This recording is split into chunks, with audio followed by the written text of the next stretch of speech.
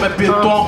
C'était dur sur moi, sans famille. Le collectif Jeunes Majeurs et le collectif Mineurs et Isolés Étrangers, en partenariat avec l'Astrolabe, proposait du 4 au 7 mai aux jeunes majeurs et mineurs isolés un atelier d'écriture hip-hop. L'objectif était de permettre aux jeunes, au moyen de l'écriture hip-hop, d'être valorisés et de se faire plaisir.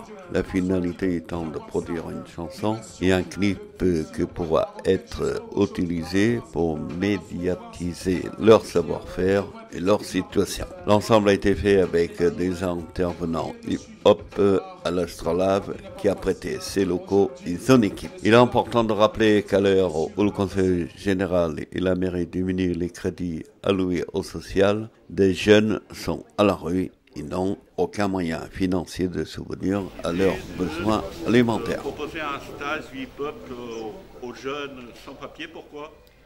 Parce que ces jeunes qui sont venus ici en France pour étudier, pour construire une vie, ils sont comme tout le monde, ils peuvent avoir des idées, ils peuvent tisser des relations sociales avec d'autres personnes.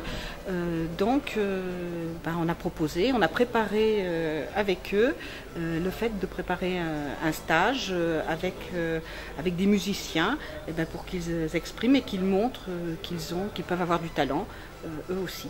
Mais béton, c'était dur sur moi, sans famille, qui orphelin de père et de mère, comment m'en sortir, c'était un peu dur, je me rappelle une fois. Le double objectif, c'était faire parler de votre association et des jeunes sans-papiers. Oui, c'est le deuxième objectif de ce stage qui leur a permis d'écrire, de faire de la musique et de faire un clip qui va être diffusé et qui va montrer ce dont ils sont capables de faire, ce qu'ils sont capables de faire.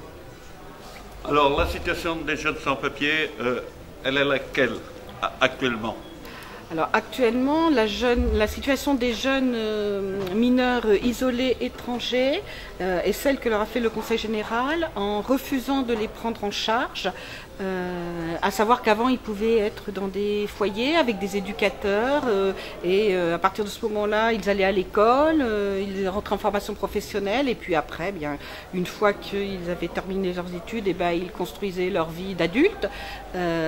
Actuellement, le Conseil général ne voulant plus les prendre en charge, ils sont quelquefois dans des hôtels, mais beaucoup livrés à eux-mêmes et quand ils suivent une scolarité, ça leur est beaucoup plus difficile. Il faut que je t'aide parce que tout touche bien. Tu sais, en t'emmenant d'Europe, je sais que tu vas évoluer. Le fait d'apprendre l'Europe, ça me rassure déjà. Je savais qu'une fois en Europe, je pouvais m'en sortir. C'est comme ça, direction depuis sur le côte marocaine jusqu'à aujourd'hui en France. Dans la souffrance, ça fait pitié de voir un petit plat. Voir, me dire, me crier dessus.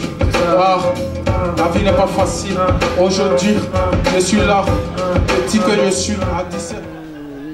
On a fait des campagnes assez virulentes contre le président d'Oligé, notamment quand il a dit qu'il ne prendrait près de mineurs isolés dans la mesure où il voulait qu'on vérifie s'il n'avait pas le virus Ebola, entre autres.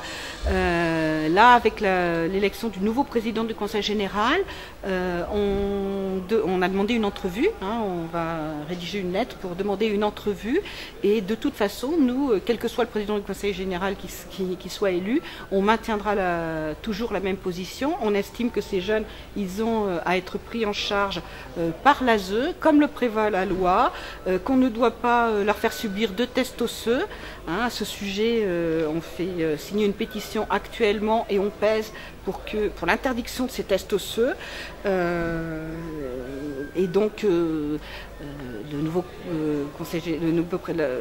président du conseil des départements, on va demander à le rencontrer, bien évidemment, et on va lui donner nos positions et nos Quel est le nombre de jeunes sans-papiers qui sont concernés par les dispositions qui ont été prises par le Conseil général ? Entre les mineurs isolés étrangers et les jeunes majeurs isolés étrangers, actuellement, nous, on en dénombre environ 150.